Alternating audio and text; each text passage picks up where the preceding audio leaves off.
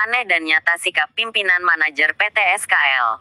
Samukti Karya Lestari, Muara Batang Toru, Tapanuli Selatan, Sumatera Utara. Bongkar kasus MNTV.com. Beberapa karyawan yang telah mengabdikan diri bekerja di sebuah perusahaan yang bergerak di bidang perkebunan kelapa sawit PT SKL Samukti Karya Lestari. Salah satu yang bernama Setili Lahagu. Warga Dusun 3 Desa Sihapas, Kecamatan Sukabangun, Kabupaten Tapanuli Tengah, Sumatera Utara, juga mengalami hal yang sama. Di PHK sepihak oleh pimpinan perusahaan tanpa memberikan surat peringatan.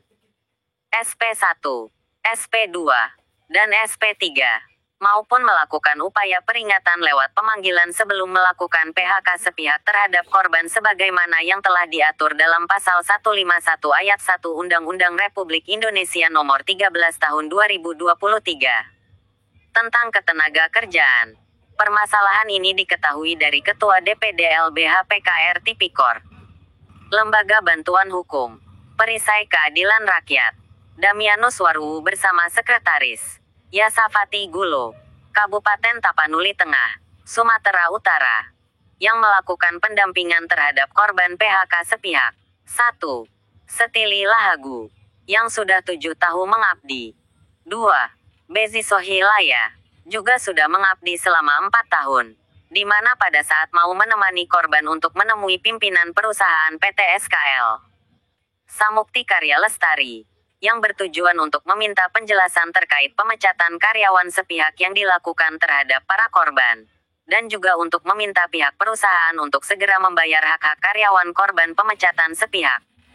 Sebagaimana ketentuan Undang-Undang Ketenagakerjaan yang berlaku di NKRI, tegas Sekretaris DPD LBH PKR Tipikor. Ironisnya kedatangan kita di sini sangat kita sayangkan di mana satupun pimpinan perusahaan tidak ada di kantor ini hari. Termasuk humasnya. Sebagaimana penjelasan para security penjaga pos, katanya para pimpinan PT SKL. Semua belum pada pulang mulai hari libur kemarin. Sedang di luar perusahaan katanya. Sekalipun kita merasa tidak yakin hal tersebut mengingat kedatangan kita bukan hari libur dan ini jamnya pun masih kurang lebih jam 10 pagi. Namun sekalipun demikian setelah humas mengkonfirmasi keberadaannya bahwa memang masih di luar perusahaan disampaikannya kepada Ketua DPD LBH PKR. Lewat via telepon WhatsApp dengan nomor 0822384948XX. Dan menyarankan agar minggu depan kita kembali datang waktunya bisa saling berkomunikasi nanti. Sekalipun pernyataan humas ini benar atau tidaknya, kita tunggu saja, ujar Damianus Waruwu sedikit rasa kecewa.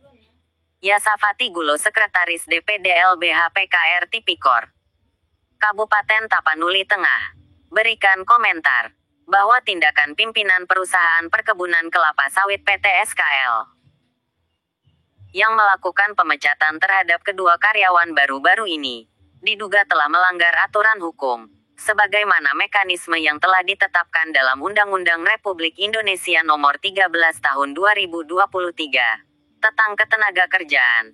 Salah satunya Pasal 151 Ayat 1 yang berbunyi, pengusaha, pekerja, buruh, serikat pekerja, serikat buruh, dan pemerintah, dengan segala upaya harus mengusahakan agar jangan terjadi pemutusan hubungan kerja. Tapi tindakan yang dilakukan oleh pimpinan perusahaan PT SKL telah bertolak belakang dalam tindakan pemecatan 2 orang karyawan panen baru-baru ini, yang mana kedua korban tidak pernah diberi surat peringatan SP1-3, ataupun melakukan pemanggilan untuk pemberitahuan pelanggaran apa yang telah dilanggar oleh korban. Bahkan sampai saat ini korban bernama Setili Lahagu belum menerima sepucuk surat pun sampai saat ini terkait pemecatan dirinya terangnya. Setili Lahagu, warga Desa Sihapas, Kecamatan Sukabangun, Kabupaten Tapanuli Tengah, Provinsi Sumatera Utara. Sebagai karyawan panen kelapa sawit, Divisi 7, yang sudah mengabdi selama 7 tahun lamanya di PT SKL ini, ungkapnya. Bezi Sohilaya, warga Desa Botohilinduria, Kecamatan Lolomatwa, Provinsi Sumatera Utara. Karyawan Divisi 6, juga sudah mengabdi selama 4 tahun terangnya. Namun mereka ini mempunyai keterbatasan dalam komunikasi. Mulai dari segi bahasa Indonesia, Mereka ini kurang. Sehingga diduga pimpinan perusahaan dengan sewenang-wenang. Di mana mereka ini mempunyai tanggungan seorang istri dan anak-anak mereka yang masih kecil, di mana anak pertama dari Setili Lahagu masih usia 7 tahun sedangkan anak terakhir masih menyusui. Begitu juga dengan Bezi Sohilaya, di mana anak pertama masih berumur 4 tahun sedangkan istrinya baru saja melahirkan. Hal ini seharusnya menjadi bahan pertimbangan dari pihak perusahaan untuk tidak melakukan pemecatan dengan sepihak terhadap korban. Atau setidaknya hal ini bisa menjadi bahan pertimbangan bagi pihak perusahaan untuk segera membayarkan hak-hak korban berupa uang pasangon dan hak-hak lainnya. Dalam beberapa hari ke depan, jika pihak pimpinan perusahaan PT SKL tidak menggunakan etika baik dan tidak segera memberikan hak-hak korban sebagaimana yang telah ditetapkan dalam Undang-Undang Ketenagakerjaan Nomor 13 Tahun 2023, maka hal ini kita akan menempuh jalur hukum dengan melaporkan ke dinas terkait. Ucapnya menutup.